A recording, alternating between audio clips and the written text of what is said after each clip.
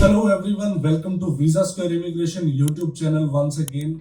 आज हम ऐसी कंट्री के बारे में बात करने वाले हैं जिस कंट्री के बारे में कोई बात कर ही नहीं रहा।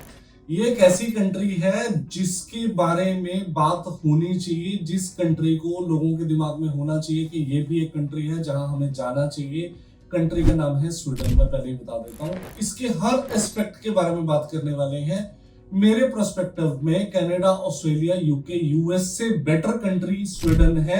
इसके प्रोज कॉन्स, यहाँ का एलिजिबिलिटी क्राइटेरिया, क्यों जाना चाहिए, इन सारे पर्सपेक्टिव्स पे खुल के बात करने वाले हैं।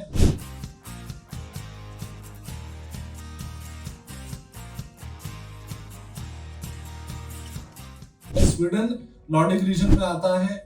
आपको पहले भी मैंने पिछली वीडियो में भी बताया था कि फिनलैंड, डेनमार्क, स्वीडन, ये जो कंट्रीज हैं इनमें इंग्लिश टॉट प्रोग्राम्स मिलेंगे। फॉर एग्जांपल हम बात करें जर्मनी की, जर्मनी में जाने के लिए जर्मन आना इंपॉर्टेंट है, बट स्वीडन एक ऐसी कंट्री है इसमें इंग्लिश से काम चल जाता है। जरूरी नहीं है आपको स्वीडिश आनी चाहिए, आपको पार्ट टाइम जॉब्स भी मिल जाती हैं। बट इस कंट्री को मैं कनाडा, ऑस्ट्रेलिया, इन कंट्रीज से भी बेटर क्यों बोल रहा हूँ, उसके लिए हम बात करते हैं। मार्क माय वर्ड्स, अगले 3-4 साल के बाद ये कंट्री इनोवेशन के मामले में सबसे अच्छी कंट्री होने वाली है। जो भी स्टेम बैकग्राउंड के बच्चे हैं, साइंस, टेक्नोलॉजी, इंजीनियरिंग, मैथमेटिक्स के बच्चे हैं, उनके लिए ये किसी जन्नत से कम नहीं होने वाली। उसके कुछ रीजंस हैं।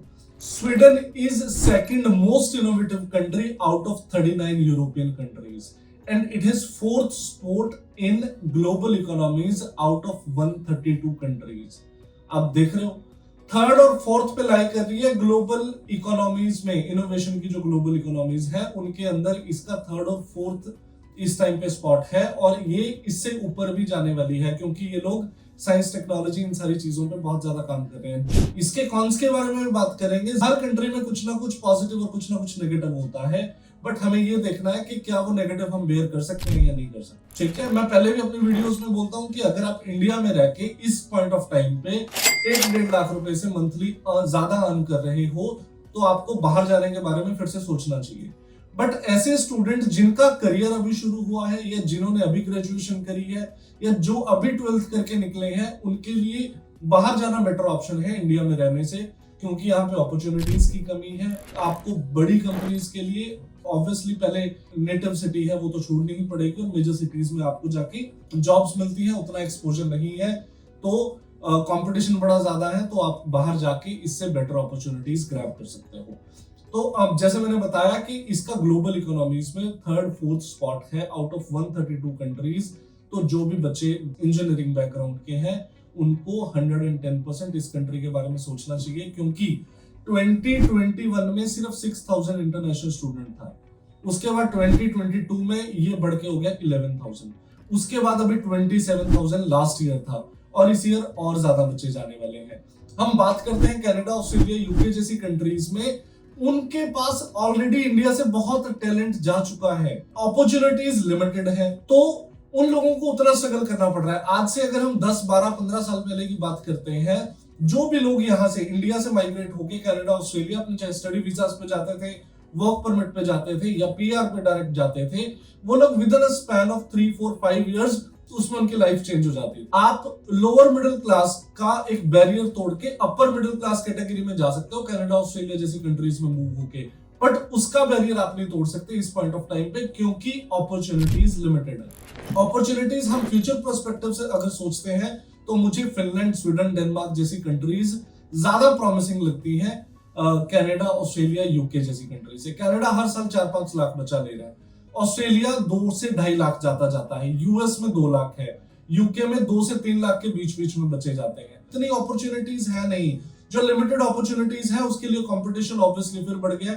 जो हालात इंडिया के हैं वही वहां पे जाके बन गए। अब हम उन टॉपिक्स पे बात करने वाले हैं। एलिजिबिलिटी क्राइटेरिया क्या है, आपका बजट क्या रहने वाला है, आइल्स पीटी की है नहीं की, रिक्वायर्ड है नहीं है। एलिजिबिलिटी क्राइटेरिया के बारे में अगर बात करते हैं, जो बच्चे 12th के बाद अप्लाई करना चाहते हैं उनके पास 50 से 60% के बीच में थोड़ा सा डाइसी हो जाता है केस। जिनके 60% प्लस एकेडमिक स्कोर है उन बच्चों के लिए जाना काफी इजी रहता है, और उनका वीजा सक्सेस रेट भी अच्छा रहता है। यूनिवर्सिटीज भी उनको इजीली एडमिशन दे देती हैं।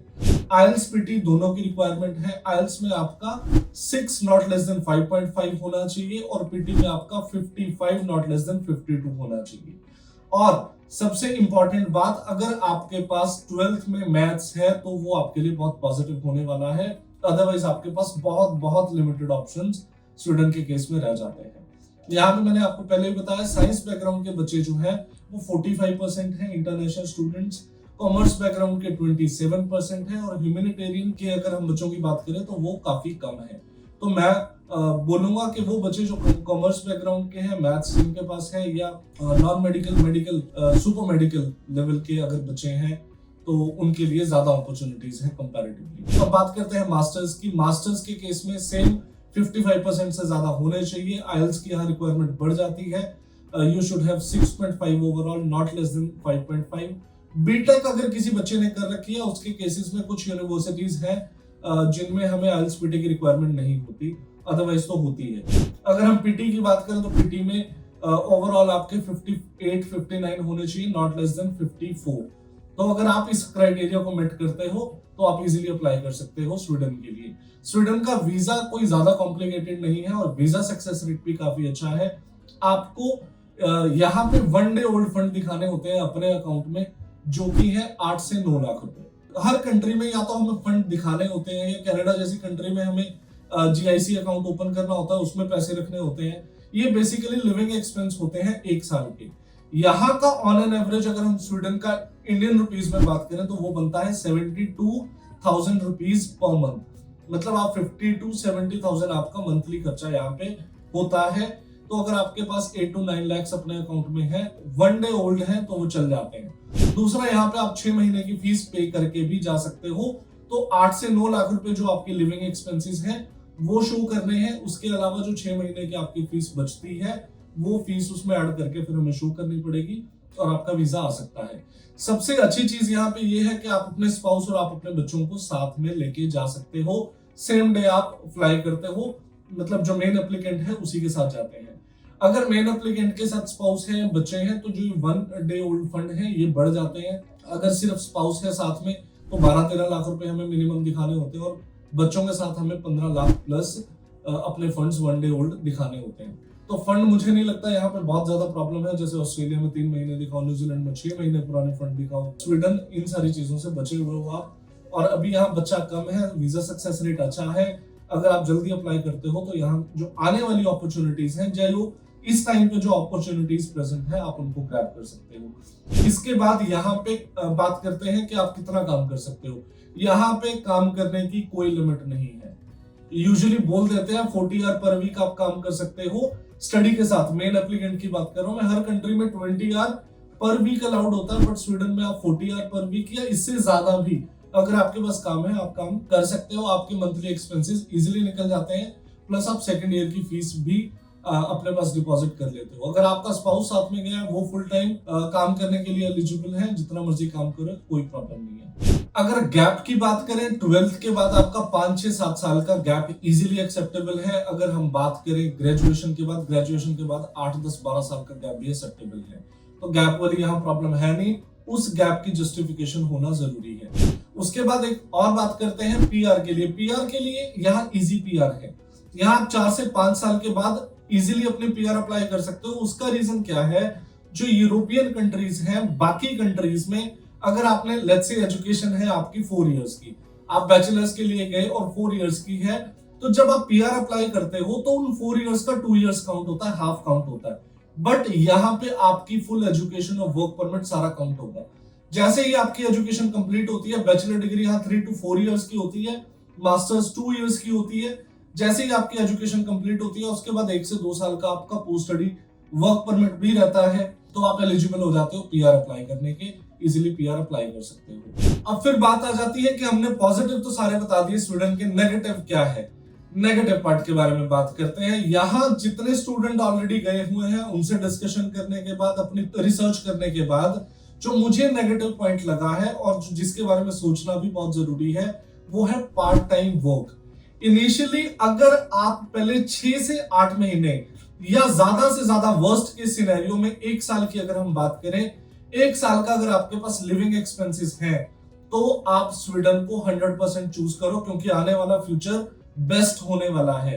बट शुरू में आपके पास इंग्लिश आपको आती है, पोस्ट स्टडी वर्क परमिट के टाइम तक आपको थोड़ी सी बेसिक लैंग्वेज आ जाती है, बट शुरू में जाके एकदम से आपको जो पार्ट टाइम जॉब है वो मिलना थोड़ा सा टफ है।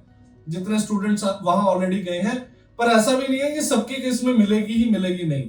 जॉब्स है, अवेलेबिलिटी है, बट 50% ऐसे केसेस हैं जिनको इनिशियली जाके 6 से 8 महीने थोड़ा स्ट्रगल करना पड़ता है। तो अगर आप स्ट्रगल करने के लिए रेडी हैं तो आप स्वीडन को चूज कर सकते हो। बट अगर आपको चाहिए कि लैंड करते ही from the very first day आप अर्न करना शुरू कर दो, तो आप स्वीडन की जगह कोई और कंट्रीज रिसर्च कर सकते हो, उनके बारे में आप नॉलेज लो और उनमें अप्लाई। तो अगर आप अप्लाई करना चाहते हो, स्वीडन अप्लाई करना चाहते हो, फिनलैंड, डेनमार्क और पैसे देना चाहते हो सारे वीजा लगने के बाद, तो वीजा स्क्वायर एक अच्छी अपॉर्चुनिटी आप लोगों के लिए लेके आया है। अगर आपको इससे ज्यादा इंफॉर्मेशन चाहिए और डेप्थ में जाके इंफॉर्मेशन चाहिए फ्री ऑफ कॉस्ट, तो आप नीचे दिए गए नंबर्स पे कॉल कर सकते हो, हमारे ऑफिस में विजिट कर सकते हो। नॉर्मली इंफॉर्मेशन के लिए आप हमारा इंस्टाग्राम का पेज फॉलो कर लो, उस पे हम रील्स में थोड़ी बहुत इंफॉर्मेशन शेयर करते रहते हैं आपके साथ। तो thank you so much for your time, keep watching.